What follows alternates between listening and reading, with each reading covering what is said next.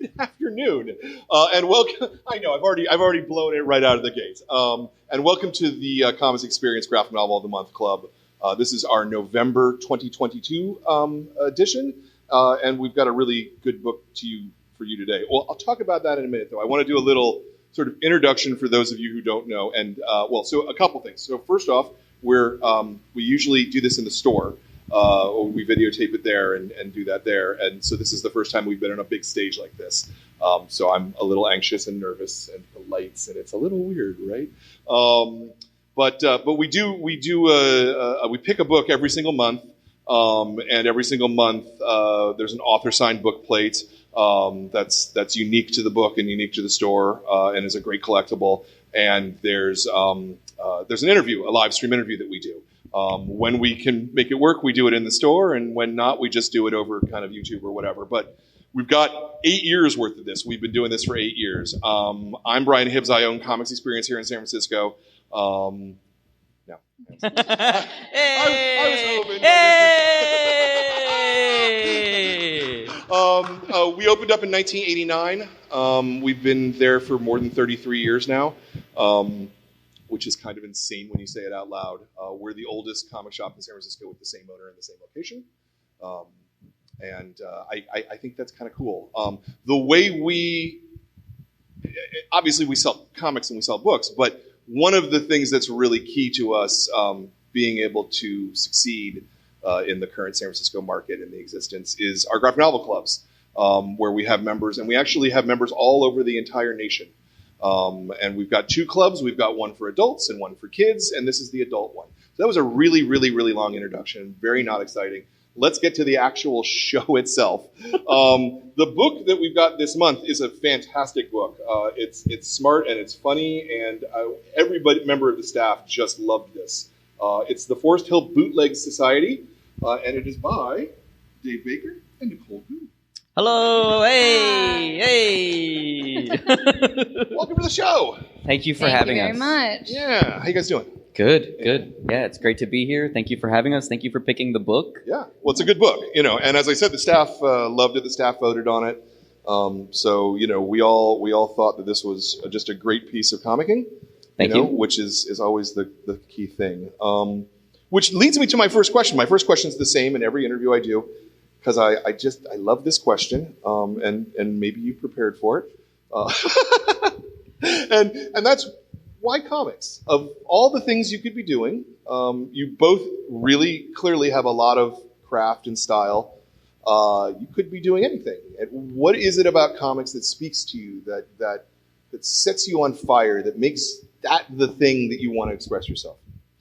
Well, for me, I would say that our book couldn't be told in any other medium, and that's something that we both aspire to, is to create works that are endemically comics.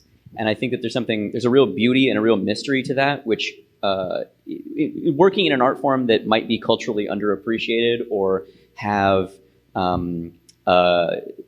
things yet to mine. Comics as a medium has technically existed since the beginning of time. It's words and pictures. But in terms of the North American version, basically 100 years, and while movies have existed for 100 years, they haven't been censored for the majority of that time. Sure. So there's so much to do in comics, and there's so many vistas that are yet unexplored. It's very exciting to me, and also I kind of feel how, the quote that Bill Sienkiewicz always says, "I didn't choose comics, comics chose me." Right. And I feel that in my bones. When I was a little kid, I found Tintin at the local library, and as a little kid in Tucson, Arizona, I was like, this is a whole other world. There's globetrotting, and he fights aliens, and he's solving mysteries, and also this is kind of weird that Native Americans and gangsters are at the same time. I feel like this guy maybe doesn't know that much about America, but whatever. This is amazing. And ever since then, I've been hooked. I love comics. It's in my bones, and it's all I really want to do.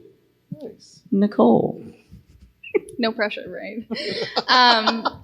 For me, it's if you want to be a storyteller and you like drawing, comics is the most direct way to tell the stories that you want to tell and have the most influence on the stories that you want to tell. Because every other medium, if you're in animation or you're in filmmaking, you're not going to have the same amount of control and influence and on the story that you want to tell, because it is the most direct brain to page that you can get, I think. And the combination with that, with the most direct creator to reader relationship that I've experienced. I've worked in toys, I've worked in a little bit of animation, I've worked in ads and editorial, and there's so much disconnect between you and the person that you're trying to speak to in those realms. This may not be the case for every cartoonist, but Dave and I do a lot of conventions. We hand sell our books. We talk to the people who are reading them.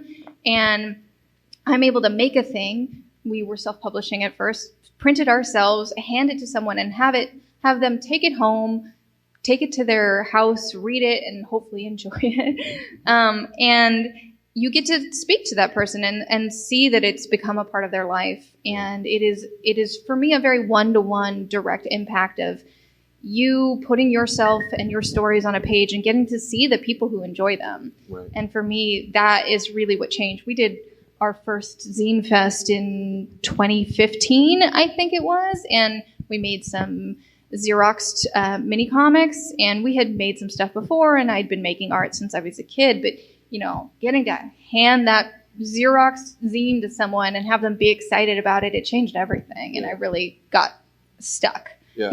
Yeah. There's also a real relationship between the reader and the text that there isn't in the same way in other media, because the reader controls time in comics. Even though you as the author are trying to control time, the reader actually controls what happens on the page and when it happens, and sequence as well.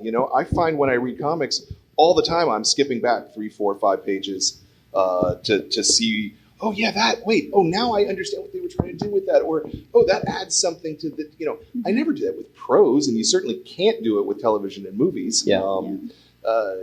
Do you find this as well?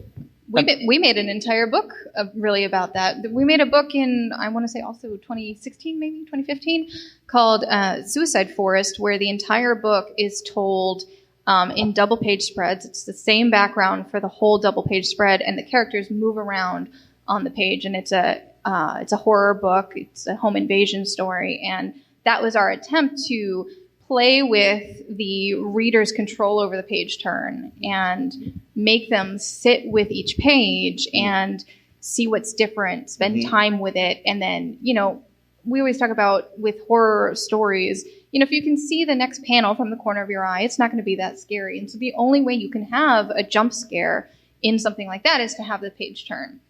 So we were taking this idea of the reader's control of their experience and trying to use that to our advantage. Yeah, I feel like one of the things that's unique about comics is that as a creator, you're not worried you're worried about multiple things at once. You're thinking about the composition of an individual page. You're thinking about the composition of panels and how those panels interrelate to each other. And then you're thinking about a double page spread and how the page turn interacts with the next page. Yeah. So you're thinking it like it's you're like Spock thinking of 4-dimensional chess all at once. Yeah. And I think that's something when you find people in comics that are interested in that problem and compelled by that problem, the comics feel so much different than when it's, a frustrated screenwriter trying to get their movie turned into a thing. Sure.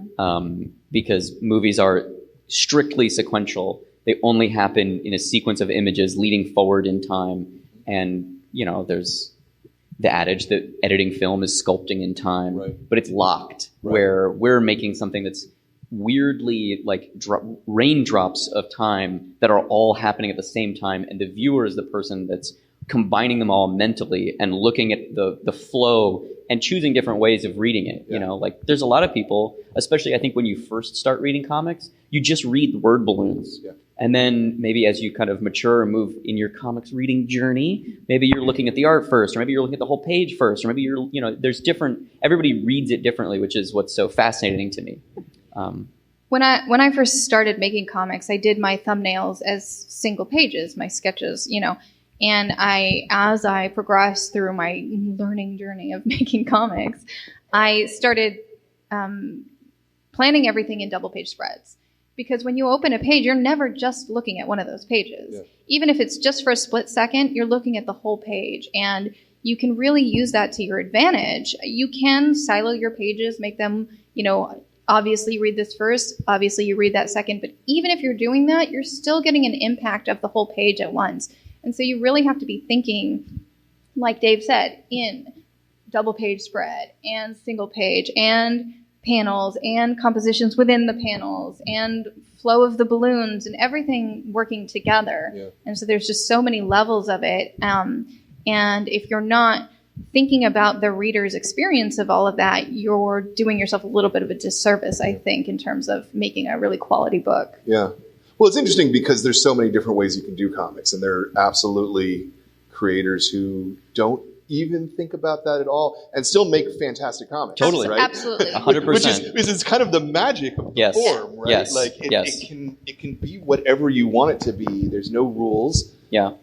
We make new rules all the time. Yeah. I mean, think about the 3-panel strip. Like it is a pure form of comics, right? And you get exactly what you need in those 3 panels, but it is a very different thing than what we make, which is, full length graphic novels and working on the full page like that as a whole, as opposed to these. They're kind of like short stories in a way, Yeah. Let's talk maybe about how you got to there in the first place. Did you study art in school? Yeah, I mean, I've been making art and taking classes since I was a little kid. And I studied illustration in college, planning to be whatever anyone would hire me for, but mostly looking towards editorial, which I still am interested in. But I was kind of in I wouldn't want to say lost place, but I wasn't sure what direction to take after college. Like I said, I was working at a toy company. I had done some graphic design stuff, which was not at all what I wanted. And then I met Dave, and he was like, "You want to make some comics?" And I was like, "No, thank you." That sounds like a lot of work. Because, I had been really into, Sunday strips when I was a kid, and then manga in middle school and high school. Okay. And then I just hadn't really read comics or seen them as a potential career in, 5-10 years, something like that. When I was a kid, I was like, I'm going to go to Japan and be a mangaka. And then I realized I had no idea what I was doing for any of that. And I just kind of shifted gears and, but Dave can be very convincing when he wants to be. And so we started with an 8-page comic for his webcomic that he'd been making and kind of went from there. Yeah, I was making a webcomic where when I first moved to LA, I wanted to write more, like just period. I wanted to write webcomics. I wanted to write comics. I wanted to, I had a job writing commercials. That's what got me to LA. And I was like, I feel like in the comic space, people only think of me as an illustrator because I had published and self-published a bunch of stuff previously. And I was like, I feel like if I'm going to really make this pivot into being a writer or viewed as a writer, I need to start with something that's accomplishable with artists who are my friends. So I kind of reverse engineered a project from that where I made a webcomic called Action Hospital where every 8-page story that was in the world would be paired with an artist. I could get 8 pages out of somebody. That's not undoable on the amateur kind of webcomic scale. And that way everybody can kind of dip their feet in. If they like it, they can do more. If they don't, I don't have to worry about getting 40, 50, 100-page graphic novel out of somebody. And these were gigs that people were doing for free? Yeah, pretty much. You were all doing it for exposure? We're all doing it just to try and do it. Yeah. And so initially I was like, I'm not going to draw any of these. That went out the window real quick. So, I did, maybe 4 or 5 of them. I had a solid crew of people that I had found both through the art school that Nicole went to, just because I randomly ended up meeting a bunch of people there. And I went to local drink and draws, and I went to life drawing sessions, and I would just meet people and be like, hey, you're an artist. I'm a writer. You want to try and do a thing? And that's kind of how Nicole and I met. And I was like, hey, you're really good, like way better than all of us. Right. Like, you want to slum it with us for a minute? Right. And she was like, she said, well, I don't know. And I was like, no, it'll be fun. Come on, it'll be fun. And so we did this little side project, and it kind of kept ballooning, and I started throwing parties where I would buy pizzas, invite 10, 15, 20 cartoonists over my house. Everybody would draw, free draw. Right. And then I would bring out the webcomics pages and be like, hey, so your character actually shows up in this panel. Will you just draw them here? And so like the high concept of the book quickly became whenever a character shows up, they're always drawn by their artist, almost kind of like an actor in a TV show. Right. And it worked really well. You know, we started getting a little bit of following online. You know, I would go to conventions, and then that project kind of ran its course, and Nicole and I were like, well, what are we going to do? Are we going to kind of disband the band? Yeah. Or are we going to like make a super group of the two of us? Because we were kind of the two who took it most seriously. And like, let's make some mini comics and go to conventions and see what happens. Yeah. And very quickly, it became apparent that Nicole is the artist and I'm the writer, and people love Nicole, and we're going to sell comics. Did you go to school for drawing? I did. Yeah, I went to art school, and I for a long time have been trying to. I feel like I've now climbed the mountain of writing comics. Right. I also worked on the Star Trek comics and some other kind of more. You are now anointed, not just a self-publisher. And now I'm doing the art thing again, very seriously, where I have a book that I illustrated that's going to be put out by Top Shelf, and I'm serializing and self-publishing a book right now that'll probably either end up at Top Shelf or Dark Horse. And so I think both of us are cartoonists, but our roles when we work together is I'm the writer and she's the artist. That makes a lot of sense. Makes a lot of sense. Did you? When did you know that you wanted to make comics? Has that been the whole time? It was very like one of my first memories is being 3.5 years old. My sister is being born in the hospital, and my aunt is babysitting me and reading Tintin to me to keep me behaved while everybody's at the hospital. Yeah. And she's losing her voice because she's doing a Captain Haddock, like blue blistering barnacles. And like I distinctly remember when that book was finished, being like, oh, well, I could just make more of these. Right. Like we don't need to wait to go to the library to get more. I'll make more. Ironically, though, the first comic I ever made was an X-Men comic, so I don't know what that says about me. When you also have that, I think it was a story when you were 12 and you went to your first San Diego Comic-Con, being like, oh, humans make these? 100%. I think there's a disconnect with a lot of media, but especially comics, where as a kid you're like, oh, they just appear out of the ether. Yeah. They just happen. And then when you have that realization that like, oh, people make these, I could make these, there's a kind of epiphany moment for a lot of people.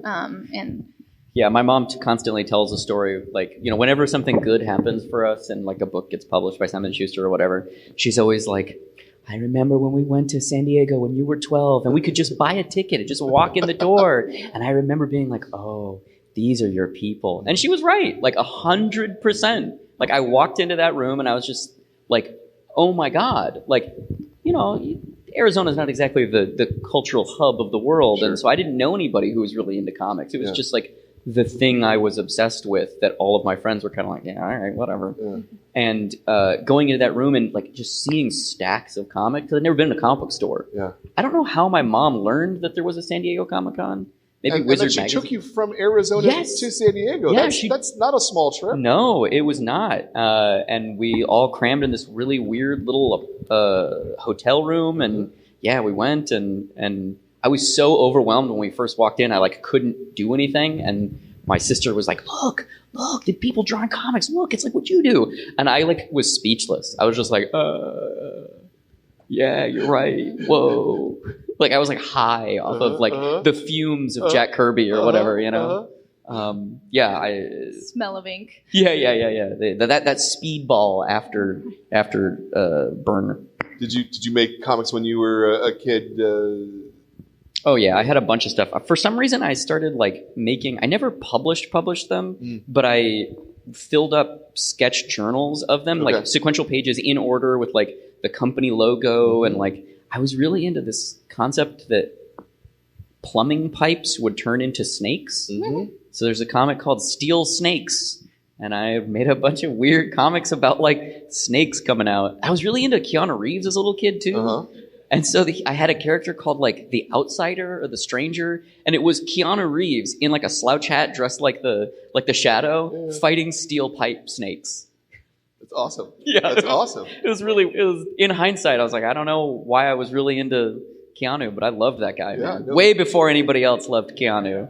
I was on that train. Keanu's really into comics. Maybe you could talk to him and come up with a Hey, Keanu, I got Berserker 2. Yeah, Berserker 2: Steel Snakes. Yeah, I got it. Let's do it. Let's do it, Keanu. I'm here, man. That has to be you exercising some fear of snakes coming out of the toilet. 100%. Gotta be. It's gotta be, right? Yeah. Oh, that's funny as hell. Yeah. But I've been seriously self-publishing since I was probably about 17, 16. Okay. I worked in a comic book store. I worked in 2 different shops in Arizona, but one of them specifically had a really cool clique of kind of, at the time, older than me dudes. They're probably about my age now.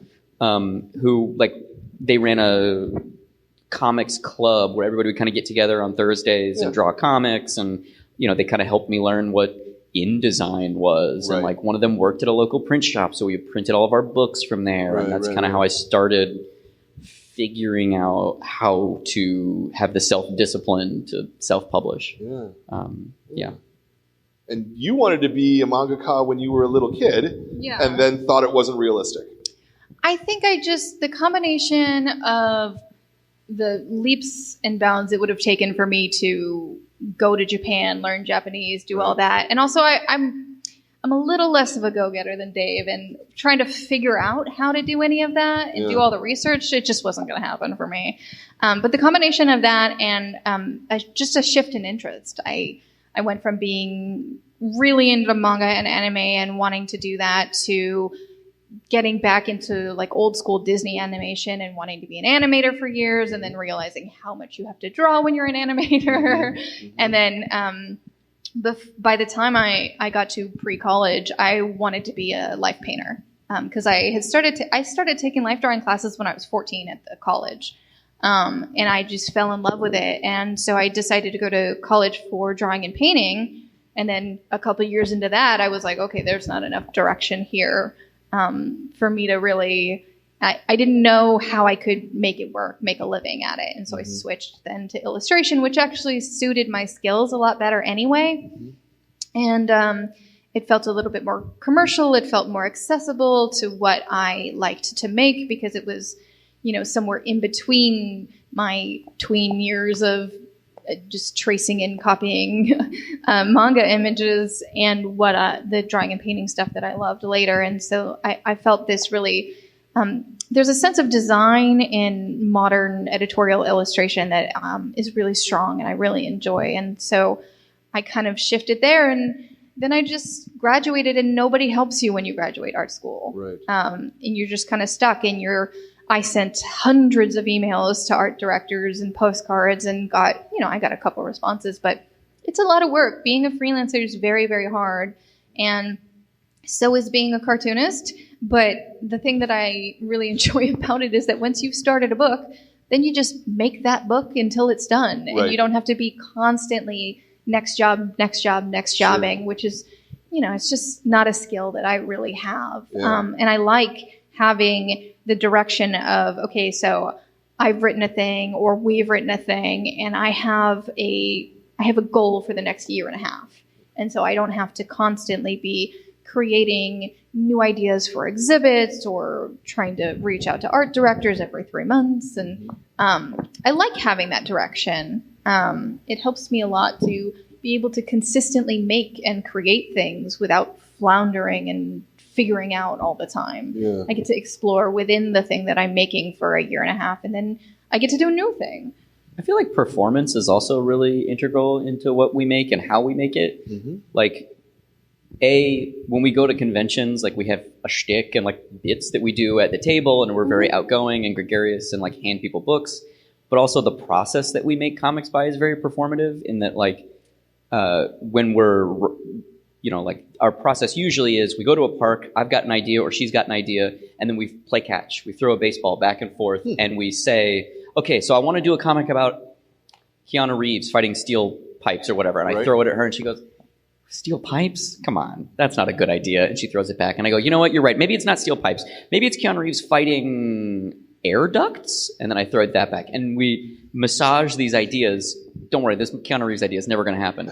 Yeah, I don't want to draw that book. Yeah, she says that a lot too. She says that. That's that we've reached the terminus of one of my ideas when she goes, I don't want to draw that, and I'm like, Okay, all right, moving on to the next idea. Dave has a very broad range of interests and things that he wants to write about, and mine is a little narrower. And so there are Nicole ideas and there are not Nicole ideas.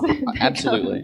And so sometimes there's a thing that I think is not a Nicole idea, but then we talk about it and he poses it in a way that makes it about sad girls, and then I'm like, all right, okay, I can get on board with this. Like the kind of, that's the initial germ of an idea. We massage things, then I kind of go away and write something. We come back together, and then we perform it to each other. Okay. So I'll read the scene direction, and she'll read the characters. And you really quickly figure out, A, what she wants to draw, and B, what works, because A, she's kind of reading it in my vocal intonations, right, and B, she's reading it with a mindset of like, man, you put like 19 word balloons in this panel. Right. What is going on here? And you're like, you know what? You're right. That was an accident. That was supposed to be 3 panels, but I messed it up and blah, blah, blah, blah, blah, blah, blah, blah. We'll change that. And so both of those performance cycles, I feel like are really, they come through in the end work. Mm-hmm. Like I can tell when I read a comic and the person isn't having fun, they're not really like typing with a smile on their face. Sure. They're typing because they have to meet a deadline. Yeah. And a lot of great comics have been made that way. But I feel like there's something different. There's a different type of magic when you can feel two people coming together and really making something out of pure kind of passion. Yeah. The book that we're working on now it went through, I think, 4 different drafts because we would sit down and read it and it just wouldn't work over and over again. And so I would say, you know, this scene needs to be earlier, or we need to add something here, or I don't know what about this doesn't work, but it just doesn't work. Yeah, and she was right every time. And I knew she was right, but there's always this little safety buffer in the back of my head that's like, man, this scene isn't very good, but maybe Nicole will fix it when she draws it. You know what I mean? That happens. No, I mean, I do know what you mean. She's a great storyteller. She's a great storyteller. And our comics are so collaborative that sometimes just the way she draws someone's face or some small inset panel or the angle at which she starts the establishing shot in the scene out just instantly makes all of my mistakes way less visible, you know? And ultimately the key for our next book was we just had to remove one of the central characters because we'd been pitching the book for like 2 years. We had all these ideas and we had what I think is probably the most crystallized version of like, oh, we know exactly what we're making. Mm-hmm. And then we got down to sit down and make it. And there's a difference between telling somebody, oh, this is what it's going to be, and then actually putting the panels together 1, 2, and 3 and being like, oh, actually, all of our ideas, they kind of work, but some of the aspects of it that we're most passionate about, or maybe just were a previous iteration that's kind of been moved over to this version or whatever, it just doesn't connect in the right way. So we just had to remove a character. I think there's a real struggle with comics because they take so long and they take up so much space on the page. To really get full character arcs, full development, your full story in a way that is not hard in prose because you just write it and then it's there, that you really have to be careful with your time and your space on the page. And it really came down to we had too many characters, nobody had enough time, or at least a few of the lower rung characters just didn't quite have enough. And there came a point where I was like, I hate to do this. We both love this character, but I think we need to kill Richie. And then we did. Long live Richie, because he's it dead. Made the book so much better. Yeah, it really did. Yeah. It's interesting that you're making these decisions between yourself. I mean, because you said it was a pitch, which implies that it was accepted by someone, which implies you have an editor. Oh yeah, yeah. But you're doing sort of the pre-editing, I guess. Yeah, I think we've had really great relationships with editors, and sometimes editors have suggested those changes. But a lot of the like process with a capital P happens between the two of us, and that's not because editors aren't valuable; they are. But just the way that we make stuff ends up being, like we'll be over at her house watching Star Trek, and in the middle of an episode, I'll pause it and be like, okay, so in the third act, there's a buffalo. And, like those are the kind of things, it's just, it's the process. Well, and I think that comes from being self-publishers for so long. We didn't have an editor for years, for 5 years, something like that. And so we're used to doing it on our own. Yeah. And I think there's a little bit of defensiveness also, and a little bit of fear of the editor changing what we make, because we didn't have to deal with that for so long. And absolutely, editors can make your work better, 100%. But I think we're just a little bit trepidatious of someone saying, this thing that you care about shouldn't be that way, make it different. Yeah. And we've really lucked out that we have very accepting editors who trust us, and they kind of just move things around or push it or suggest things and let us have a lot of freedom. But we want to have the thing as close to perfect as we can before we give it to the editor, so they don't have to do that. Sure. You know? Yeah. Julia McCarthy, the editor who bought Forest Hills for Simon & Schuster, when in our first meeting, we had pitched the book a couple other places. It had kind of been like received as, oh, this could be interesting, but I don't know. And frankly, the editors that we had been previously talking to were just a little bit older. And Julia is almost exactly our age.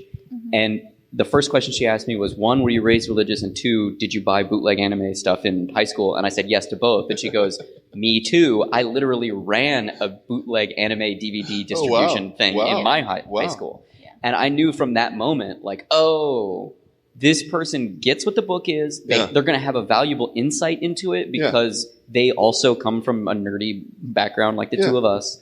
And they're going to have the best interest of the project at heart, because they're actively involved in the subculture, as opposed to like, is this an accurate representation of 2005? I was an adult at that point. Sure. As opposed to us, where it was a long discussion of, are we going to have T9 in the book? Right. And we ultimately ended up deciding not to.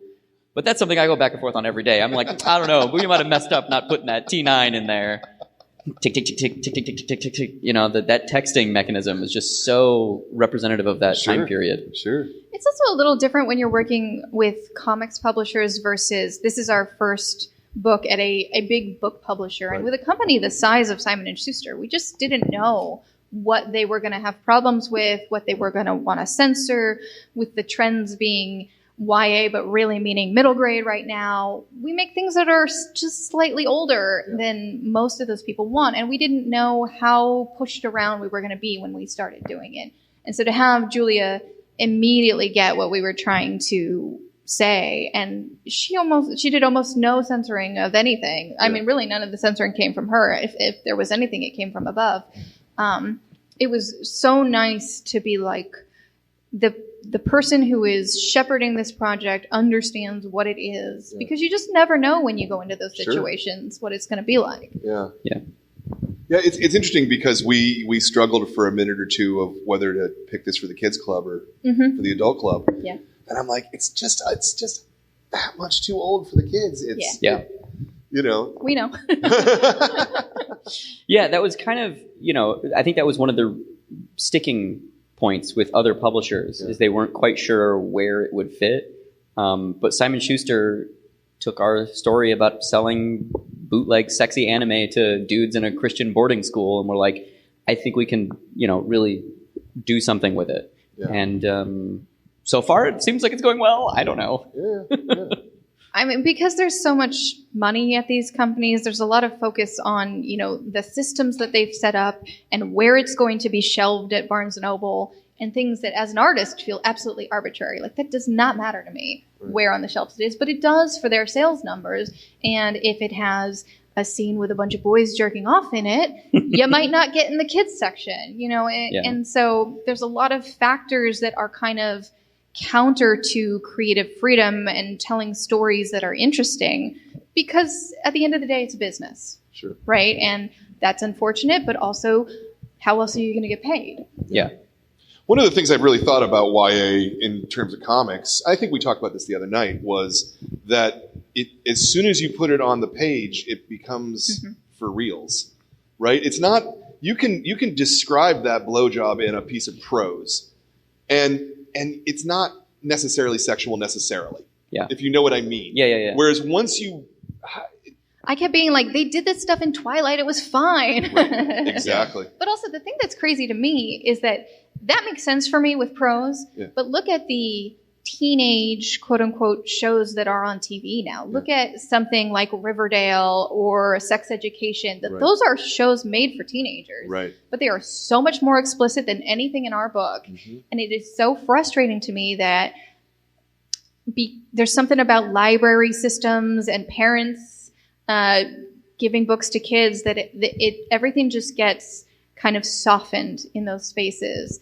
And I think that gives a lot of kids want to read up. You know, we undercut what we think that they can handle, and they can handle a lot.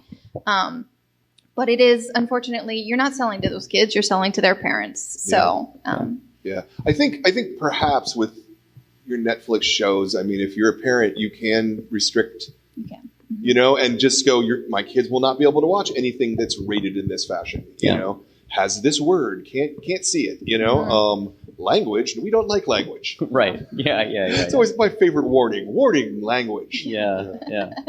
Everything has language. But it's, you know, again, it's different in books because you've got the stakeholders. If I sell a parent the wrong book, that I'm going to hear from that parent. Absolutely. You know? If the library does it, it's 10,000. I mean, think about, you know, all the stuff that's been going on, say, with genderqueer. Yes. You know, Maya's book, which is a fantastic book, which absolutely should be in schools, you know, and libraries. And there's a library system in, I want to say, is it maybe in Georgia, that voted to not fund their library. Because I think it might have been like Idaho, maybe, wherever it was. I mean, it was insane, and then that community found out that meant that they couldn't go to the library to get Wi-Fi because we just defunded the library. Well, but wait, we don't have Wi-Fi then? No, we don't want that. Libraries are not just books. Yes, they are not just books. So much more. Yeah. Mm-hmm. Mm-hmm. Yeah. Okay, that went down a path that sorry.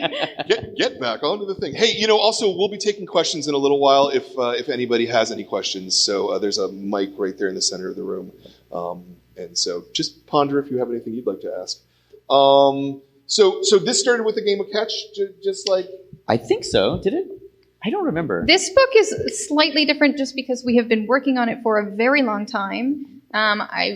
We got our agent in, I want to say, 2016, 2017. And the first thing we did with him was we needed to make a pitch for a particular publisher. And this is what we came up with, or a version of this.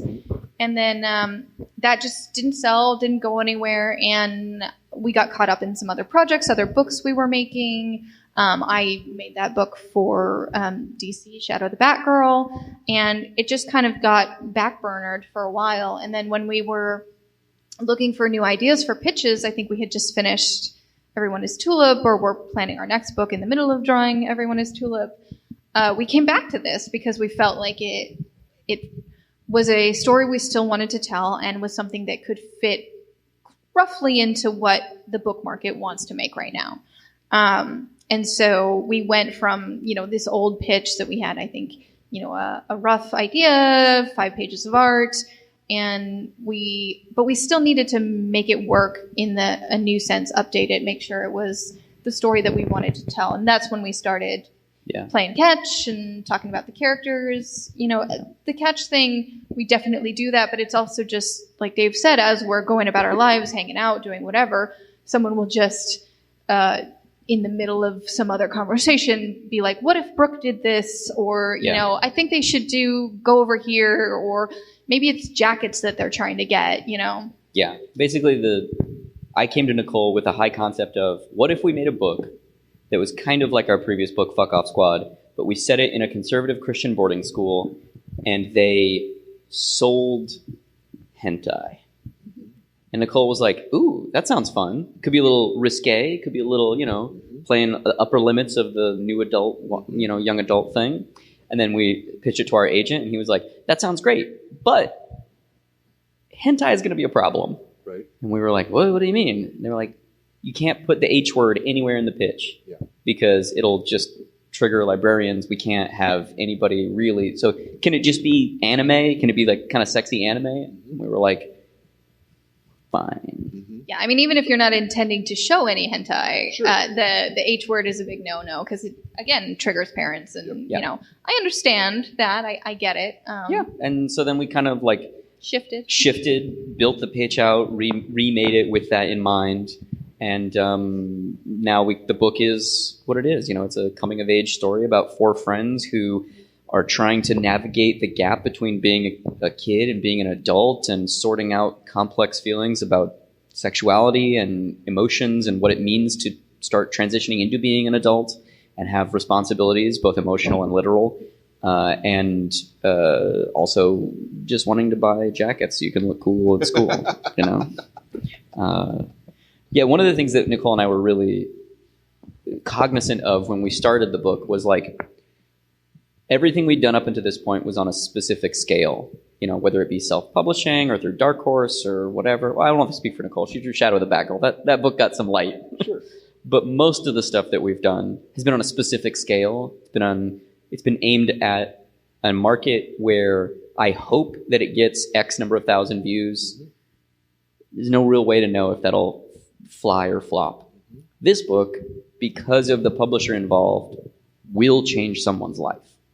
And we went into it really trying to swing for the fences, both on a craft level and on if I was a person of a certain age and I found this book, what would it need to have to unlock my brain to hopefully be not even a better person, but just try to understand the world a little bit, just a fraction of a percent more. I mean, I think the scale is a factor, but really that's something we try to do with every book we make. Of course it is. I mean, I'm always making books for high school me. Yeah, Really. Yes, absolutely. But there's just, I guess what I'm saying is there was a little bit more pressure. Normally that's a blood pact we have between the two of us. But this one was like, oh no, this will be published with a capital P. It'll be in, Barnes & Noble and Target or whatever, as opposed to, a select few comic book stores that are more indie-centric or whatever. Yeah, getting wide circulation for Fuck Off Squad is a little hard. It's a little hard. Just a little. It's a little hard. Just a little, yeah. No, it actually has international distribution, which is, I'm just very proud of that. Yeah. But you're absolutely right. Yes, yeah. It does make things a little bit more complicated when you put an F-bomb in the title. But so how was the first draft, the first pitch? How was it different from this? The first version, I think, was just a little bit more kind of aggressive in certain parts. Like, we had like a recurring visual gag of like they would be watching a certain type of media and the media would be censored by having Princess from Battle of the Planet or Gatchaman's face like pop up over specific anatomical regions and she'd be crying and saying things to the audience. Needless to say, that didn't stick around. Right. There still is the drawing of Princess crying. Yeah. But I think she just says something like, well, Kelly, you don't like old school 70s anime or something like that, where before she was saying very different things.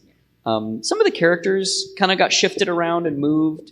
But in terms of the overarching, like, it's about religious trauma and sorting out how you can kind of try and move away from certain dogmatic approaches to life and also defining an inner compass for what you think is right and wrong. That stuff was still there. I mean, I think, the aggressiveness aside, the main thing that changes with our drafts of books as we go through it is really they tend to start out a little flat, just in terms of we don't know who these people are yet. We don't know who these characters are yet. We don't know their goals. And we do our best and we try and think of what would motivate them. But as we're making the books, we really start to understand what makes them tick. And then you get to go back and put in all their little quirks and all of their, you're almost kind of small like moments that tap into who they are. Yeah, at least for me, I kind of find that writing, you're almost in dialogue with the past version of yourself who didn't know what the fuck they were doing. So you're kind of like, oh, this third act climax actually isn't in theme with the story at all. It needs to be X or Y. I'll change that here. And actually, when they get introduced, to make that theme pay off better, I can change the intro so it fixes that. And that's kind of what those live reads that we end up doing really have a lot of, where sometimes it's Nicole being like, this character needs to die. Or sometimes it's me being like, I know you really want this scene of, horses riding bicycles from an exploding cathedral, but I really feel like we should probably just take this out of here. And she goes, oh, yeah. I guess we'll take it out because it's definitely going to be really easy to draw that.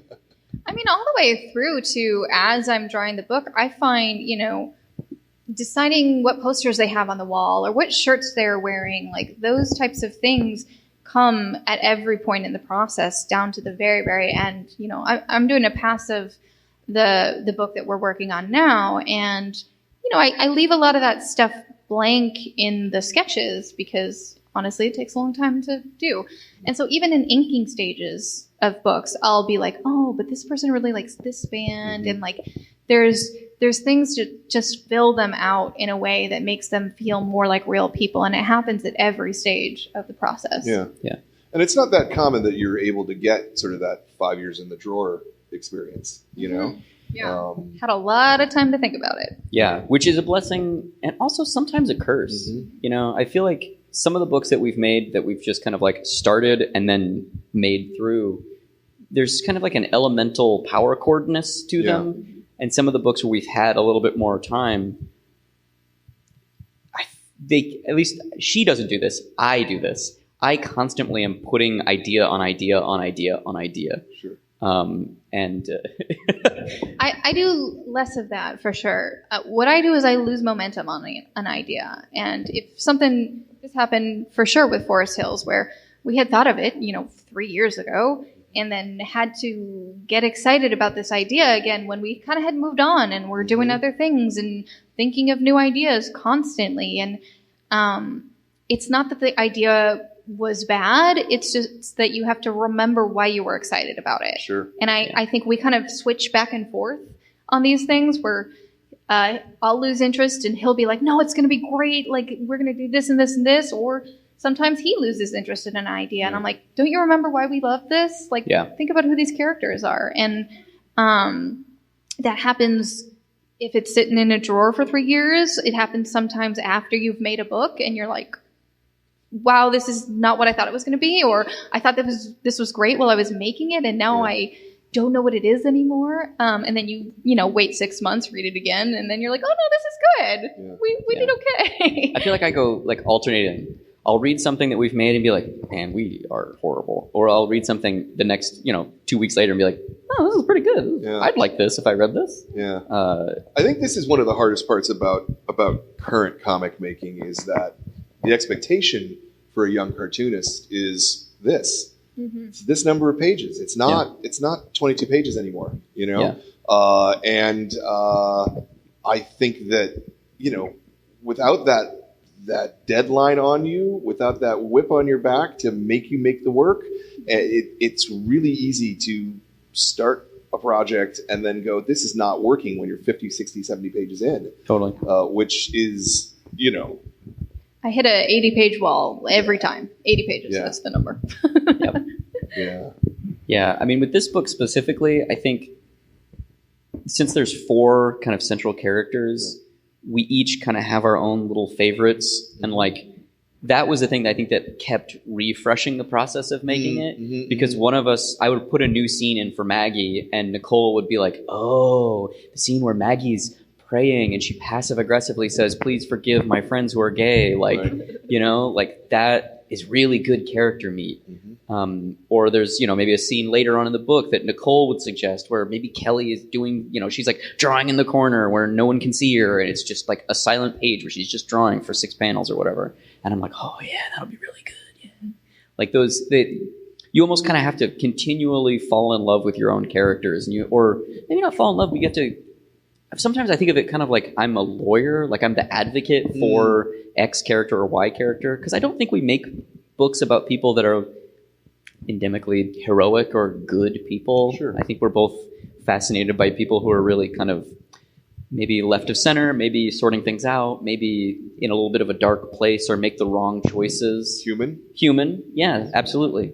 And so because of that, I think when you're reading a draft and it's like, man, is this character like likable? Like, will anybody other than me think this person is cool? And then the other one of us is like, oh, I really love this part where she makes the wrong choice. You're like, oh, okay. It does kind of work. It'll get us through. Dave and I both make work on our own, but I don't envy cartoonists who are solo all the time, because whenever I'm feeling bad about my work or just kind of feeling lost in it or bored because it's 220 pages, I can just send him pages and he goes, man, these pages are so cool. Like, look at this thing you did. And it makes me feel good. And it makes me, have some feedback, or, he'll talk about something in the script. He'll be going through my pages and be, this doesn't really work here. Maybe we should change this. Maybe we should make it different.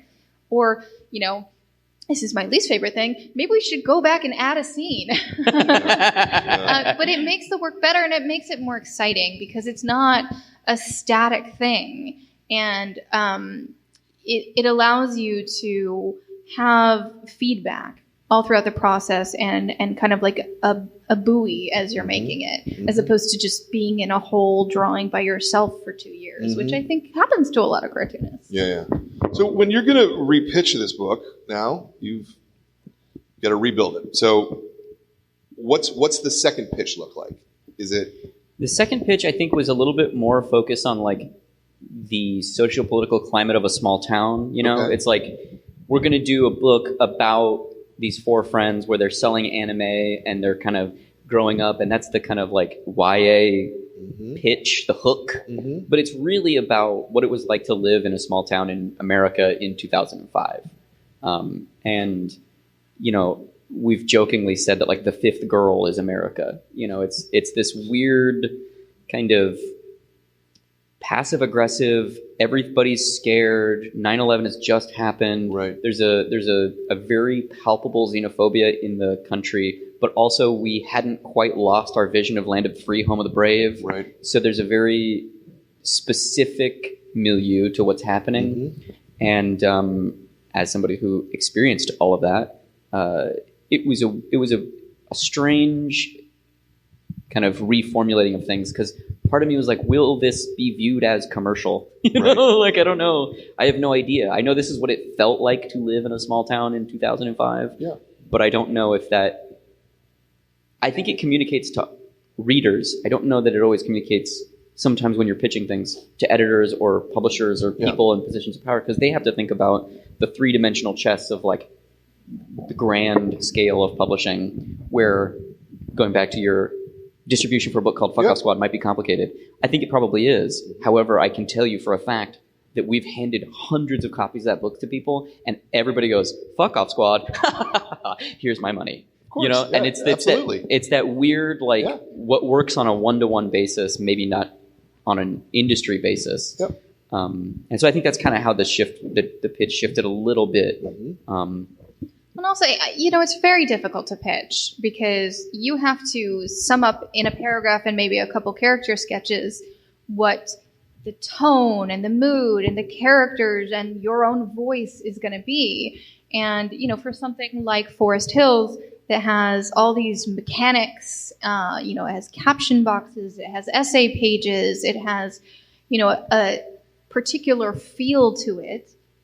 On paper, most books don't read, in a paragraph the way that they feel when you are reading the physical copy of the book. And to express that to an editor in a way that they're going to understand is really, really hard.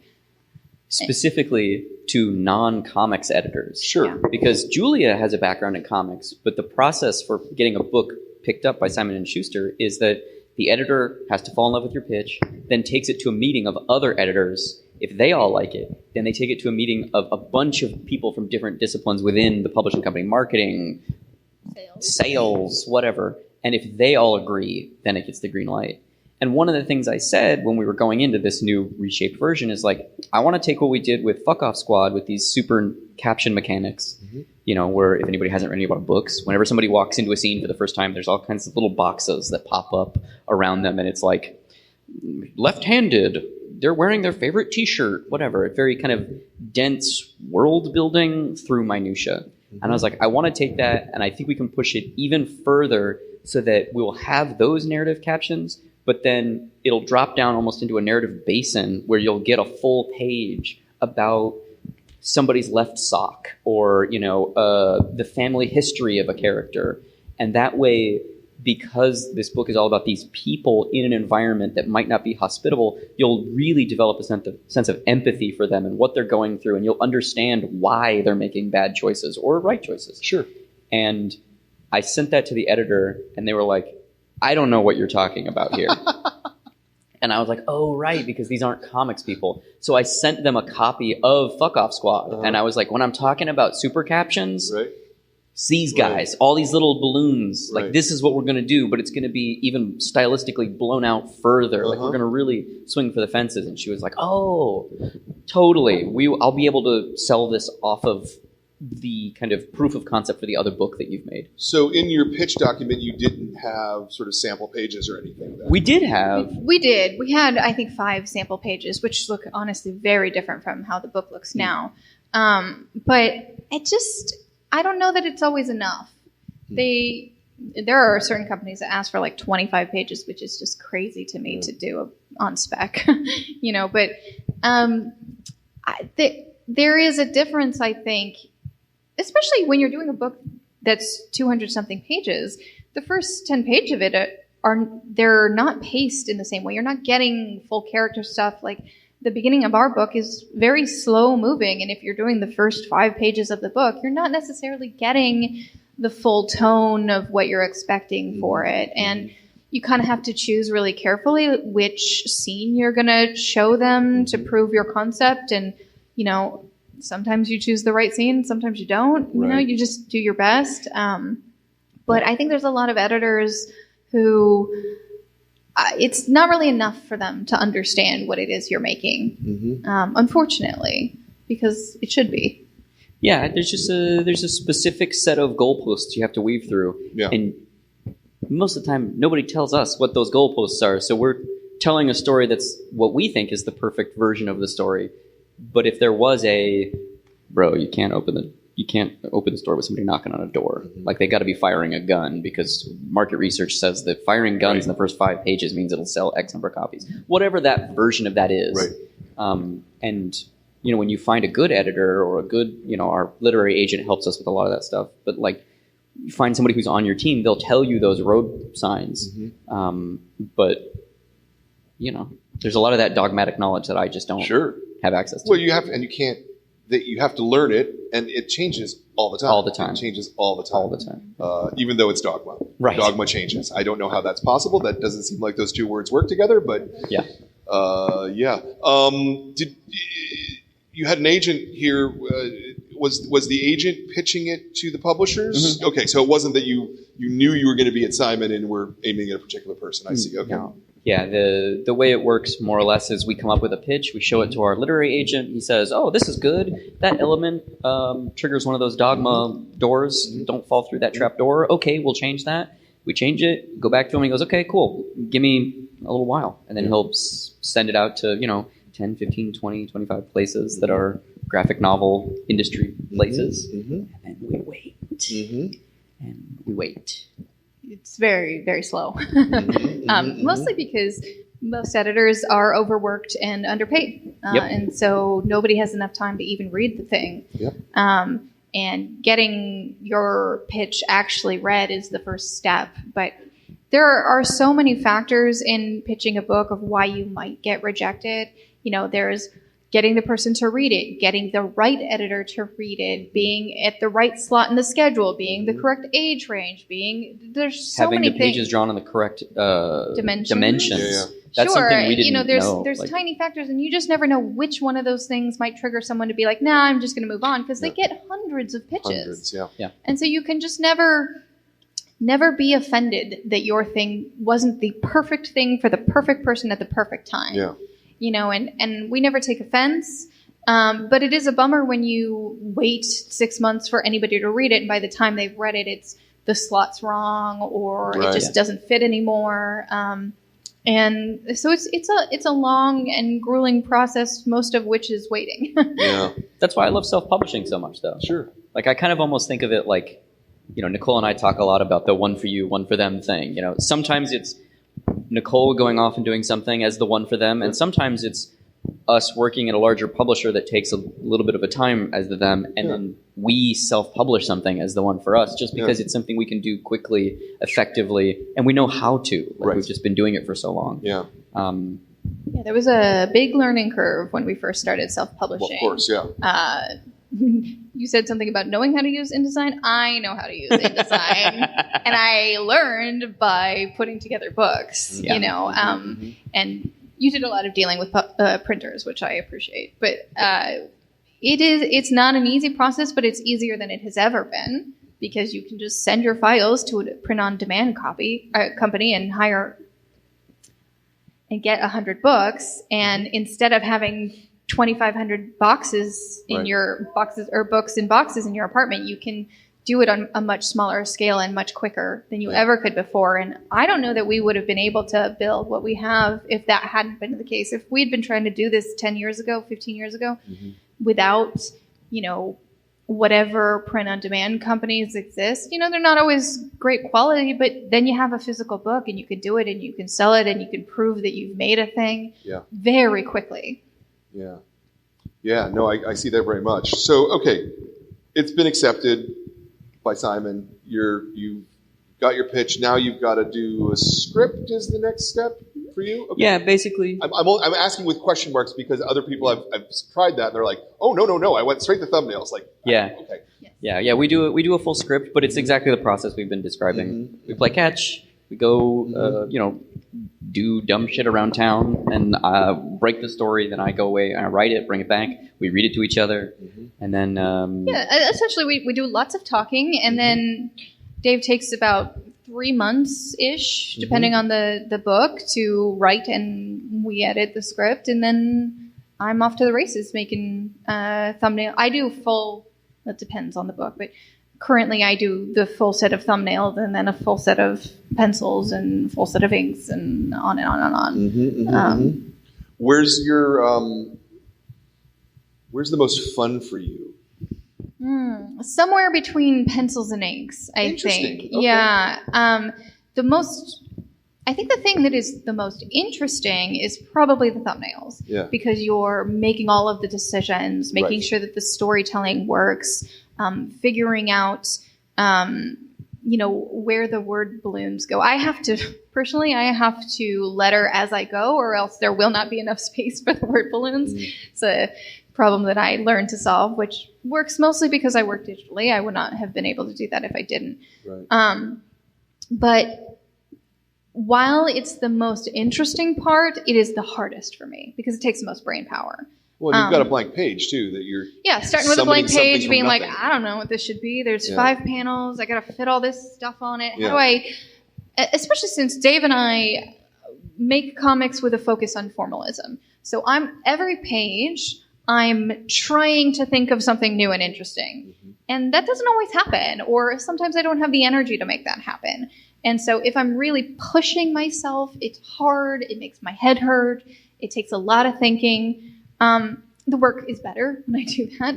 But sometimes I've come to this realization in the last book that we're doing that not every page has to be that. And sometimes it's better to just tell the story clearly and succinctly than to find some cool new mechanic. And we have a lot of them still in the books, but not every page has to be that. Yeah.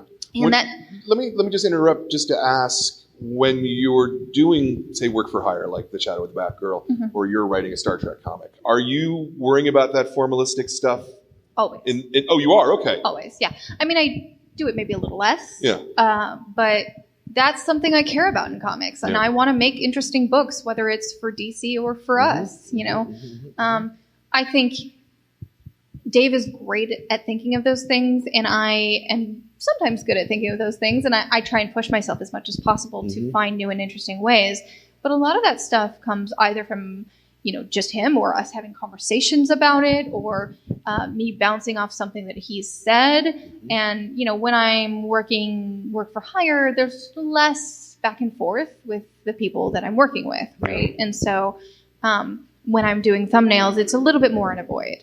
I do, send them and get approval and all of that stuff, but I just kind of do to my full extent what I can do in those places. And I think having the two of us and the back and forth really pushes that stuff in a way that is harder for me on my own.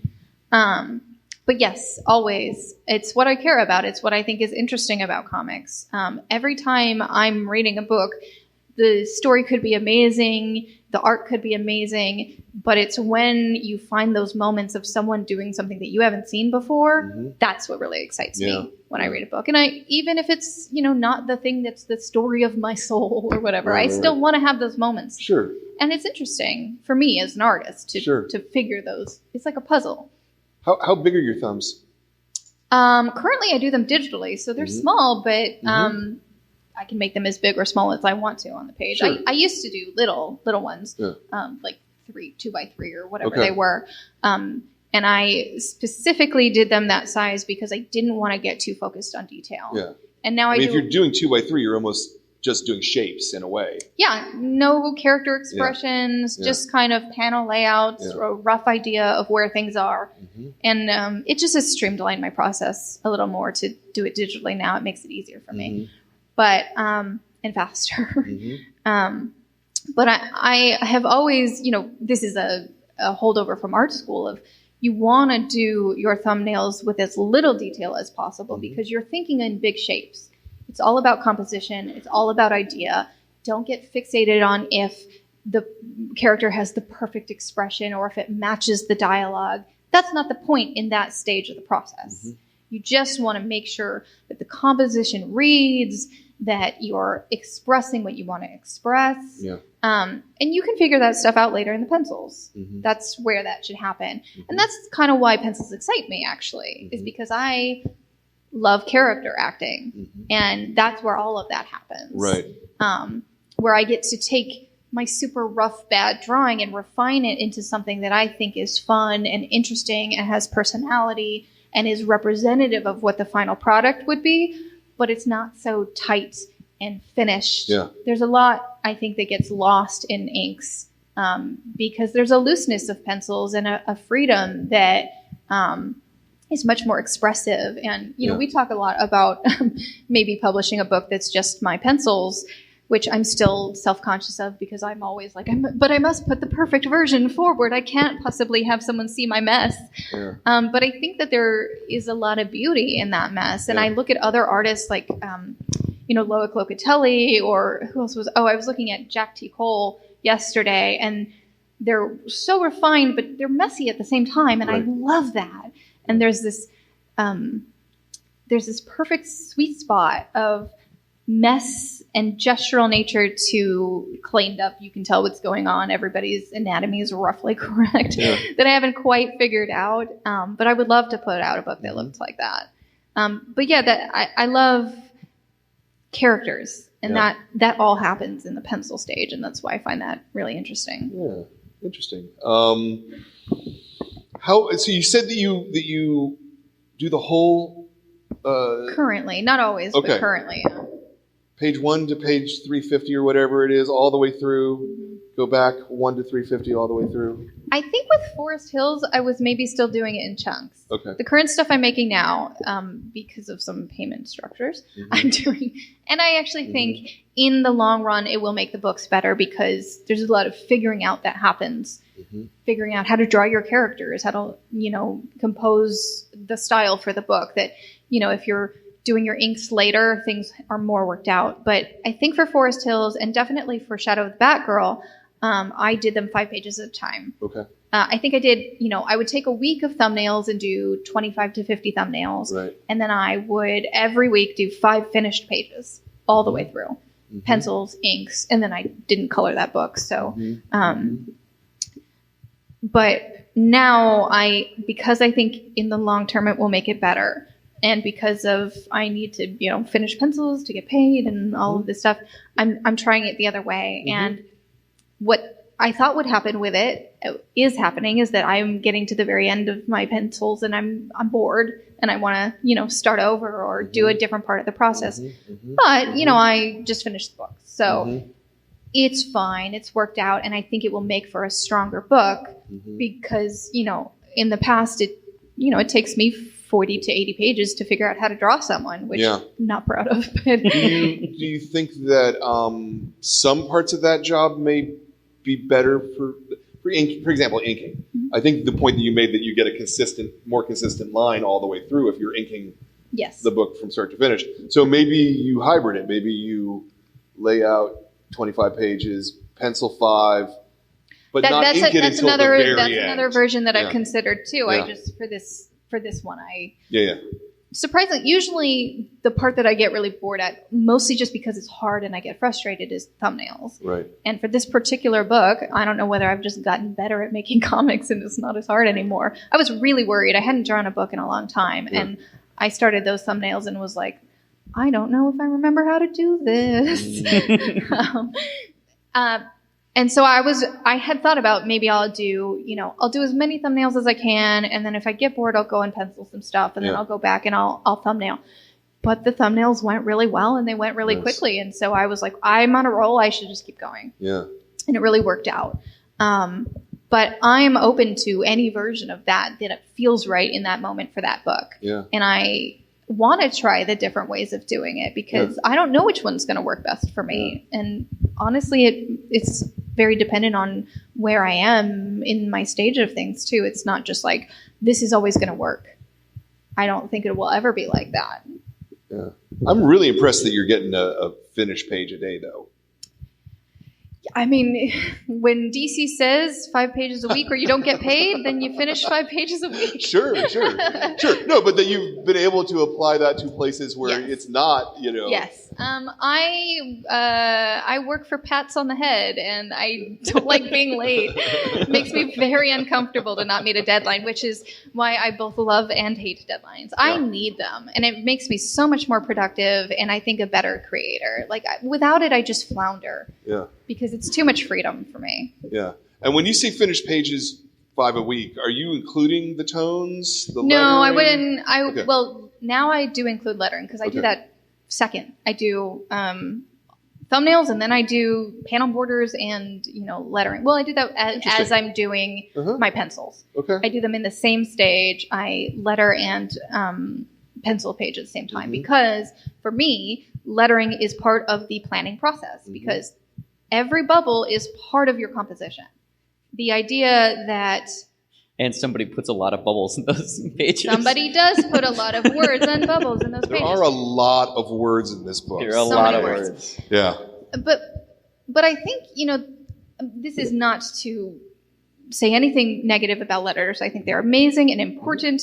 But the idea of making artwork and then putting letters on top of it doesn't really make sense to me because the letters are as much a part of the page and part of the composition and part of the story as anything else on that page. And I think a lot of cartoonists and a lot of people who read comics don't think of it that way. Sure. They think of it as the art's one thing and the letters are a different thing and they can happen in totally different stages. And if you get a great letter, they can. Or if you get an artist who's planning for that, has an idea, leaves space, it can be beautiful and absolutely work. But I know where my weaknesses are, and one of them is not leaving enough space for letters. Yeah. I'm assuming that you have a font that you've made of your handwriting? Yes. Yeah. So you're not hand lettering. No, I can't. It hurts. There's something about lettering that hurts my wrist more than drawing. I think there's like a tightness to it, maybe because it's so small. It's really painful for me to hand letter, and it doesn't look good, so I might as well not do it. This one is a font that I made, and then I have another font, like an inky font that I've made for a different style of book. I letter using her font. Yeah, well, because he does pencil books now too, and so it works. Yeah, I tried using mine and it doesn't look as good. So I was just like, let's use your handwriting. It'll be fine. Yeah. Moving on. I did sign art for a long time, so my lettering's not horrible. Oh yeah, you went to you have a PhD from University of Trader Joe's, right? Yes. Did you have to sort of pre-think through your point size on your font?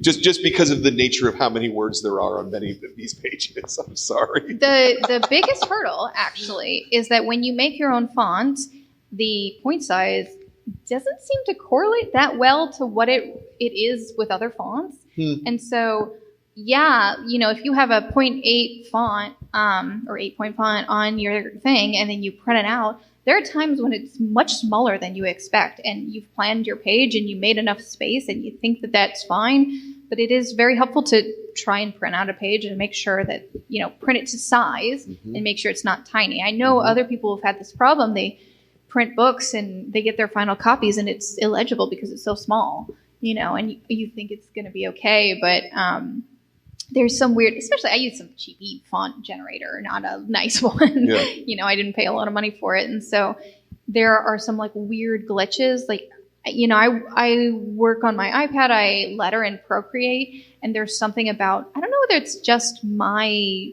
cheapy font maker or whether it's all fonts because I haven't played around with it that much.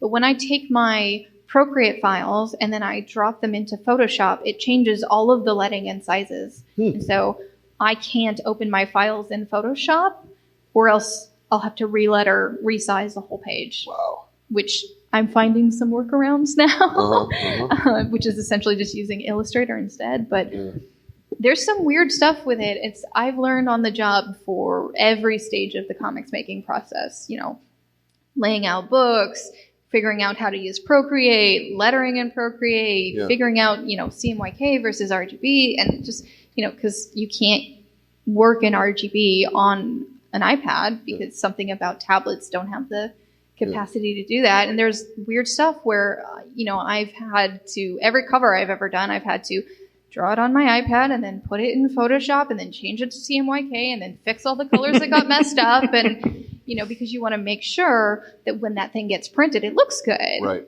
And there is I could go and watch some tutorials and be why would you watch tutorials? I don't learn well that way. So I just strong arm it, struggle and do it the hard way and figure it out all myself. So there's been a lot of trial and error. Yeah. Did you? Obviously you knew what size the book was going to be, yes. But did you have to make any adjustment in terms of your drawing or your lettering? Because it's smaller than a standard comic format, and yet Dave Rosemary's words. I've done other books that size before. Yeah. So Shadow of the Batgirl is the same size. Yeah. And I have a problem where when people send me assignments or hire me to draw a book, I get excited and I don't like waiting for them to send me the template. So I will often just go ahead and start drawing it at a template that I've made or a size that I think it is, and invariably it is the wrong size, and I have to, once I've gotten their template, go back and fix it. And I am learning not to do that and to wait. But particularly for Shadow of the Batgirl, I think I had to redraw or resize at least 40 pages. Wow. That did not happen with this one because it's the same size as Shadow of the Batgirl, so I already had a template that I knew would work. Right. And doing the tones, did you did the? Yeah, I did. Yeah. How long does that process take? Is that surprisingly fast? Yeah. I am not a fast colorist, but doing a duotone book like this, where you're really just dropping in shadows or patterns or making big decisions of some of it's skin tone, some of it's. That's the main reason there's two tones actually to this book instead of just doing like a single spot tone, is I really wanted to make sure there were some skin tones in there and you could tell the difference between that. But it does not take me long. Honestly, it's maybe a couple hours to do a page. And compared to what it takes for me to do a full color book, I don't do full color books, myself. Our last book, Everyone is Tulip, is full color, and it is beautiful because we had a colorist do it, and I went in and made sure it looked the way that we wanted to, and adjusted some things. And I think I did the first 5 sample pages of that full color myself, but it just takes me so long, and the decision making that goes into that. There's so much decision making that I'm, after having thumbnailed and penciled and inked an entire book, I don't want to do that. Sure. It takes too long. Sure. But I love a full color book. You guys pitched it as a duotone originally? Yes. Yeah. Yeah. I also just really like the way they look. Yeah. You know, I think it's very atmospheric. It makes sense for a period piece. It kind of feels, this is our version of sepia tone. Green pea tone. It lends an atmosphere and a mood to it in a way that you absolutely can do in full color, but it's just kind of a different thing. It feels more, you know, art school kid, you know, as opposed to full local colors. Yeah, I understand. We don't have that much longer left. I think we've got about 15 minutes. Does anybody have any questions? Please come on up and hit the microphone over there. I'll vamp for a minute while we're doing that. We believe in you. We believe in you. You can do it. You can do it. Yeah. Almost there? Oh. Nope, back the other way.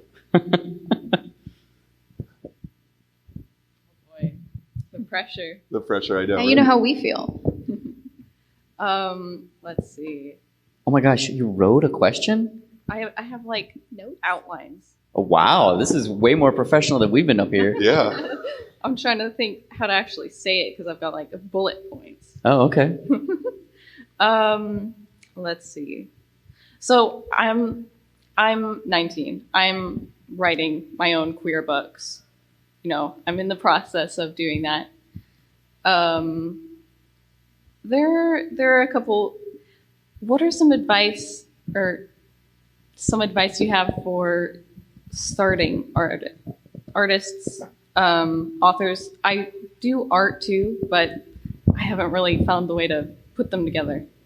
But my main thing right now is a novel. A novel? So the question is, how do you get started writing a novel? I'm already writing the novel. It's like, how do you get into the kind of publishing? Oh, the industry side of it. Yes. Yeah. Oh, okay. Thanks. Writing a graphic novel? Or a prose novel? Prose. Currently, it's a prose novel. Okay. And I want to do more graphic novels in the future. I Gotcha. think it's a little bit different for prose, and it is a little different currently, though we're going back to normal times a little bit here. For us, which is not the standard for everybody, it's not the only way to do it, but going to conventions, honestly, having a table, being there, going to the bar or social things afterwards, making friends, making peers, interacting with other people in the world that you want to exist in, you know, whether that's, you know, publishing prose shows, whether it's comics shows, really making friends at the same level that you are, that you can bounce ideas off of. And, you know, I've had so many people pass me jobs that they didn't want to do, you know. And there's the kind of selfish version of it that's, you know, like you might get a job from someone. And then there's the non-selfish version is that you're building a community and you have people that you can, you know, ask if this contract is okay. And then they can ask you, I'm working with this editor and they said this weird thing. And how do you feel about that? You know, building the community, I think, is the first step.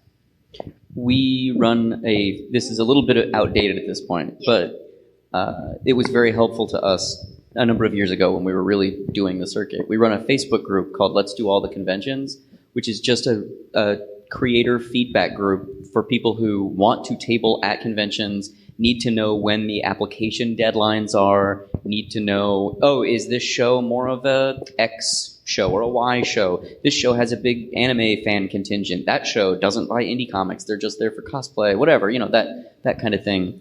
So if you want to hang out on Facebook, which no one does, but, you know, it's valuable sometimes to just have a group of people that are all sort of doing the same thing. I mean, I think currently Discord is kind of the place. Yeah. As Twitter dies. Yeah. I just joined Hive. Do you think you're going to make a Discord group? I don't use Discord because it overwhelms me with people sending me messages all the time. But I know many cartoonists and writers who do. I think there's one that's just like a cartoonist There group. is a cartoonist. There's a few cartoonists. I don't know what they're called, though. Well, frankly, I don't run them, but they're much more cliquey. Yeah. For the Let's Do All the Conventions thing, I just approve anybody who wants to come in there. And then if somebody's in there like promoting, hey, come to my convention or whatever, I'm like, guys, that's not what this is. Yeah. And I, you know, politely kind of shuffle them off. But there's also a show, or there's a website called Convention Scene. Not seen like C, but C like SCENE. And I can spell. And that show, you can look up in your whatever geographic part of the country you're in, and it'll show you, oh, I'm interested in horror conventions, or I'm interested in queer literary conventions, or whatever. And there's lots of, it's just a Rolodex or an index of these are all the conventions. Yeah, I guess the other thing is, do you have a website that you could point people to, which has a portfolio of your work? I don't have a website, but I have my Instagram. I think I know websites are kind of outdated, except for this specific thing, which is when you apply to table at a convention, the way that they kind of evaluate people is they just look at websites. So they go, oh, you have a portfolio and you look okay. You get a table. You do not get a table. Like, I know people who were working professionals who just didn't have a very good website, and they didn't get into conventions to table because the website is such a big portfolio piece for this one minute area of the industry. Also, just making sure that you are very accessible on your social, having your real name if you're comfortable, whatever pseudonym you're going to use, or your real name, having a real accessible email and a portfolio website. Because I've had so many people, when I was hiring for colorists, there were so many people that I looked at and I was like, you're cool, I would hire you. And then their avatar was not their face, their handle was ilikeanime.com, or whatever. And I didn't know what their name was. I didn't know how to contact them. They had their direct messages closed. So I couldn't hire that person because they weren't accessible. And making sure that people can very quickly see who you are and see how to contact you. Very important. Yeah. Also, self-publishing. Like, I know we've said it like 100 times, but like, it really, it allows you to hand an editor or a literary agent or whoever just a thing, a physical object that can't be ignored. PDFs can be ignored, emails can be ignored. But when you go to somebody and say, look, I took the time and effort, and I have the respect from my work to put my money down on the line, and I think this is good, you should pay attention to it. Do you think that's equally as true for prose? Because my understanding was in the prose field, self-publishing is looked upon. It is looked down upon, but not real. But that is changing, though. Yeah. And here's the thing: there's a difference between doing a micro run and like going and seeking out editors or agents or whatever, and like running a self-publishing empire of Bigfoot romance novels or whatever your thing is. The main difference between pitching for comic stuff and pitching for prose is that, unfortunately, for prose, you have to hand them a finished manuscript. Yes. Where pitching for comics, you give them a paragraph and some art, which. Thank God. And it's a little baffling to me because the logic there is comics take so long to make, which they do. So we don't want you to have to spend 2 years drawing this book for nobody to pick it up.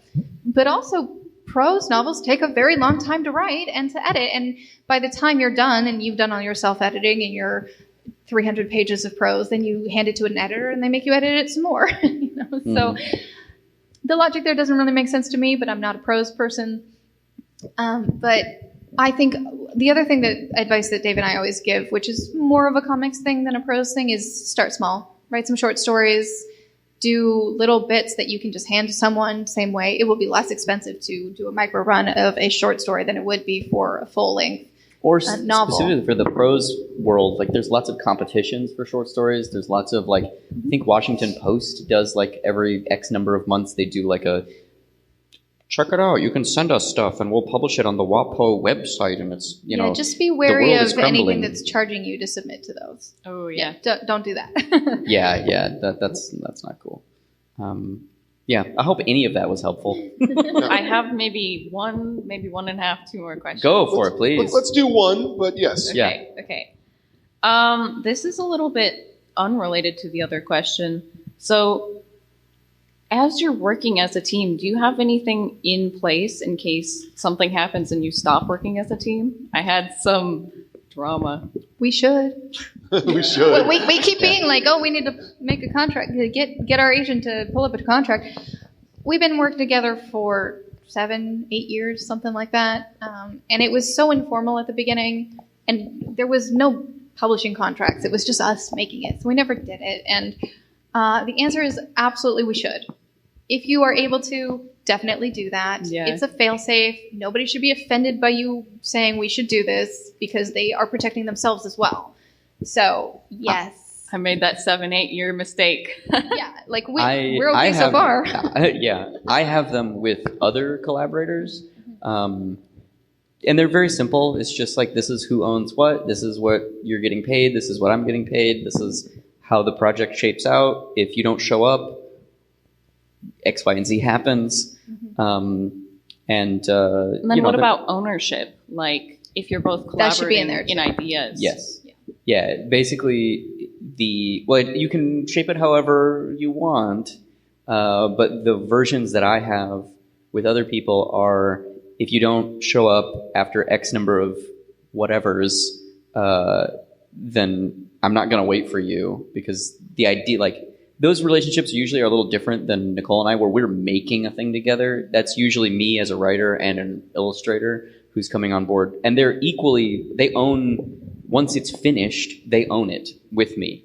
I think anybody who, especially in comics, and there's a long history of this, doesn't split ownership with the illustrator, maybe their heart's not right in the right place just a little bit. I don't think it's cool. Everything we make is 50-50. Yeah. But prior to that, as a fail-safe, I have kill clauses in my contracts with other artists where it's like, hey, if you don't show up, then I am free to take this idea and go do X, Y, and Z with it with a different artist. And it'll be a different book because it wouldn't be you, but you won't have any claim to it. But I feel like it's a little different for Nicole and I, because we really sculpt things together. When you're doing these kind of arrangements with other creators, does that include the media rights as well? Mm-hmm. Yeah. Because some of the stuff we do is just self-publishing, and some of the stuff is with major publishers, major publishers in comics.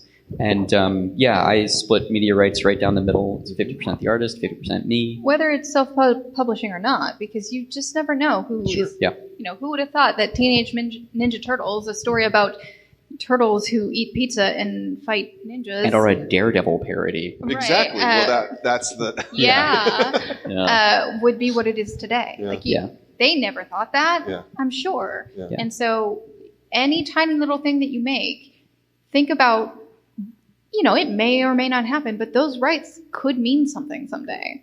And you don't want to give that up because that's yours. You made it. There's also a version of that, too, that I think there's a conception maybe that writers created an idea. And I don't fully buy into that. I kind of feel like when there's a finished comic, that's a finished created idea. And I don't think that you get Spider-Man without Steve Ditko. I think he's at the very least 50, if not 60, 70, 80, maybe even 90% of Spider-Man. Like, it depends on the writer, right? Well, that's what I'm saying. I know, but I'm saying for Spider-Man. Right, yeah. So, like, to me, this is a little bit of a tangent from what you've asked, but I feel like, to me, when specifically in comics, artists need to co-own that stuff. Like, it's just not... To me, it's kind of immoral when they're not given that position. Well, also, the thing wouldn't exist if the artist didn't draw it. Sure. So your idea is just an idea until it's on a page. Yeah. Do you feel any? I'm sure the answer is going to be no. But do you feel any struggle when you're working on a Batgirl or working on a Star Trek? I'm going to create a new character, but you don't actually get any rights for it whatsoever. I mean, that's kind of a situation. That's a very long conversation. Mm-hmm. But it's a situation that I feel like kind of has to be evaluated case by case. Like, I co-created with Angel Hernandez an entire alien race for the Star Trek miniseries we did. Right. Will that alien race show up again? Maybe. Mm-hmm. Will it be in one of the TV shows? Probably not, because we know how canon works in the Star Trek universe. It's a top-down thing. Sure. I think it's a different situation for Marvel and DC. I think it's always a factor. I think... when you are making a book for a big company, Marvel and DC, where you're not going to have any ownership of those characters, you just have to think about how much you're willing to put into having that opportunity, getting to draw Batman. What are you getting out of that situation that makes it worth possibly losing the rights to a character? And if it's worth it to you, then do it. And if it's not, then don't make a character for them, because you're not going to have ownership over that. Yeah. Rob Liefeld always says you don't get Frank Miller without Elektra, and you don't get Elektra without Frank Miller. That is agreed with 100%. Yeah, if it's a situation where you think that either you just really want to do that job or it's a thing that's going to help your career, then in the long run, that's worth it. Yeah. But if it's not helping you, then don't do it. I feel like working in a creative industry, the real kind of struggle isn't a craft struggle, it's a compromise struggle. And the compromise always shifts. Yeah. Sometimes it's this compromise. Sure. Sometimes it's, am I willing to give rights to X collaborator that I'm not on good terms with? Not that I've had that, but people do have that. Yeah. Sometimes it's, am I willing to do a book with a publisher that I don't believe in their greater mission statement, but they're the ones who are willing to put out my work? Right. You know, so compromise, in my opinion, is the true form of every artist. Well, especially with professional yes, commercial publishing. 100%. That becomes a completely different thing than making something for yourself. 100%. I have a very cynical adage that I say, which is there are no true wins in comics. There's no pure wins. There's always some form of compromise, no matter what. And that is getting less true for us. Yeah. And maybe I've been wrong all this time. But up until this point, you know, there's always going to be, you know, an issue of money or an issue of rights, or the deadlines are weird, or you don't like the people you're working with, or there's just always something that takes this win and makes it less than you want it to be. Mm-hmm. And what I've been trying to learn is how to see the parts of it that are win, you know, and appreciate what you're doing, what you're making, that you're getting to make comics, and really internalize that and remember that we're very fortunate to get to tell stories. Yeah. Because it's hard when nothing's ever perfect. So I hope that answered your questions. We have almost no time. They put up the closing credits on the screen. So all right. Okay. So let's wrap it up. I've always have the last two questions. Is there anything you guys want to plug that's coming up in the future that someone who might have loved this book would also enjoy, or not? I would say, well, first of all, please buy Forest Hills Bootleg Society, available from bookstores wherever, or here at the convention. You can also buy it from Comics Experience, and we have signed copies that you will get at no extra cost. So go to the website, comicsexperience.com. You'll find it. It's and I not that believe hard. we're going to hang out for a little bit at the booth and sign after this. If you'd like to get I'll probably do a sketch for you if you come by. I was talking to the people who are on video. Who aren't video. at the convention. Yes. Of course. Yes. Sorry, you guys don't get a sketch. I forgot about that. Because those guys will be around for a while. Yes. So, you know. Yes. Please buy it at Comics Experience. Well, yes. Is there something else you'd like to plug? I am currently self-publishing a book. 3 issues out or so far, and the 4th issue should be out in December. It's called Halloween Boy. It's an adventure comic centering around interdimensional travel, intergenerational trauma, and spooky boys. You can find it at heydavebaker.com. That's my personal website. I have 2 things coming up now, actually. I have an illustration zine called Rituals, which is coming out through Silver Sprocket in, I want to say, January, which is about the quiet moments of prepping yourself to go out into the world and be who you want to show everyone you are. And then I have a book called Pet Peeves that is coming out through Avery Hill in May, which is kind of about finding yourself lost after college and growing up, and the negative cycles that we can get sucked into. Nice. Fantastic. I look forward to all of that stuff. You have a website of your own as well? Yeah, it's just my name, NicoleGoux.com with an X. There you go. GOUX. Yeah. And you're on the Instagrams and the social all the medias things. and all All of things, them. All the and things. all those same things. This one's heydavebaker.com. And on Instagram, TikTok, and Twitter, it's at xdavebakerx. Nicole, you are? Oh, depends. Twitter and Hive and something else. What is the other one? It's just Nicole Goux, at Nicole Goux, and then Instagram is at NGoux. Very cool. cool. The last question is the same question again in every show. We have a lot of people. You actually kind of answered this one already, but you'll come up with something new. I know you will. A lot of people watch these shows who want to make comics. They don't know how to start. They don't know where to go. So I'd love sort of your comic specific. What's the piece of advice that you would give someone, whether it's a physical thing, whether it's an emotional thing, a spiritual thing, a philosophical thing? I would say the hyper-specific is universal. Telling stories that only you can tell from your perspective about either your lived experience or your viewpoint on the world that no one else can do is something that is irreplicable. And I think that shows in the work when it's being done. For me, it is always start small. Because I've talked to so many people who have this 300-page ongoing epic that they want to do, and they've built it up so much in their head that they cannot even start. And putting something out, either online or in particular physically, and having a copy of something that you have made just does wonders for learning how to make the thing. And I think, particularly from my experience when I started making comics, I didn't know how to make comics. I learned by doing them, and I started with 8 pages and then some 3-panel strip mini comics. And I learned so much in the process of making those things that if I had tried to do a 200-page book, it would have been bad. It still would have been cool because I'd made a thing, but it would not have been what I wanted it to be. And so starting at 8 pages and then 12 pages and then 20 pages and building up, you just learn by doing and by reading other people's stuff. Is really, I think, the way to kind of, short of, going to CCS and getting a degree in comics, which is cool, but I don't think you have to do. I think it's a really wonderful way to learn the skills that you need to make the thing. Very much so. I think those are both great pieces of advice. Could you guys help me give a hand for these guys being Thank you. here?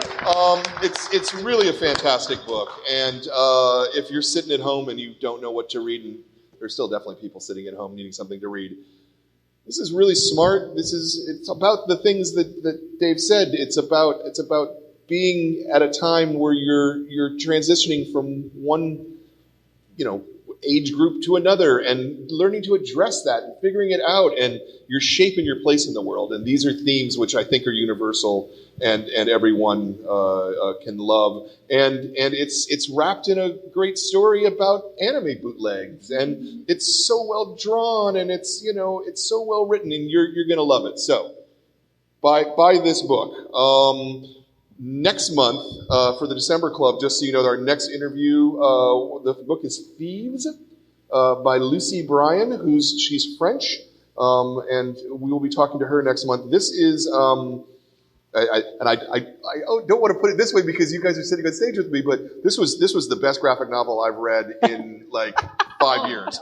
No, I mean, like, this, Fair. I follow her online. Like this to me is kind of on the level of Asterius Polyp, the Mazzucchelli book. It's just a real masterpiece of. So I'm really looking forward to talking here. The next Kids Club for December, we're talking to Melanie Gilman about Other Ever Afters, her queer fairy tale book, which is fantastic. I have a couple of thanks I want to do super fast here. I want to thank Fan Expo for giving us the space. I want to thank Yay! Fan Expo! Yay! I want to thank Chuck and the crew who were running the show. So Yay! thank you guys Chuck and the very crew! much Yeah! for doing Big that. Chuck! Yeah. I want to thank Jordan, my producer. We don't have to thank. We don't Okay, have to, all right, We don't okay. have to get ridiculous to everybody because they're not in the room. Okay. But I want to thank Jordan, my producer, and I want to especially thank my staff, Zoe, Kat, and Katie, for running the store and basically giving me the freedom to sit here and talk to people about comics and have hour and a half conversations, which probably didn't feel like an hour and a half. No, it long, didn't. No. Right? That felt like 20 minutes. Yeah, totally. Yeah.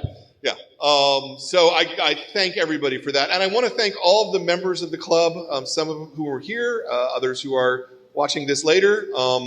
Thank you for being a member, for supporting the medium of comics, for supporting great creators, for supporting a store that's focus is on trying to make comics better. So let's keep working at it. We'll keep making comics better, and we will see you next time.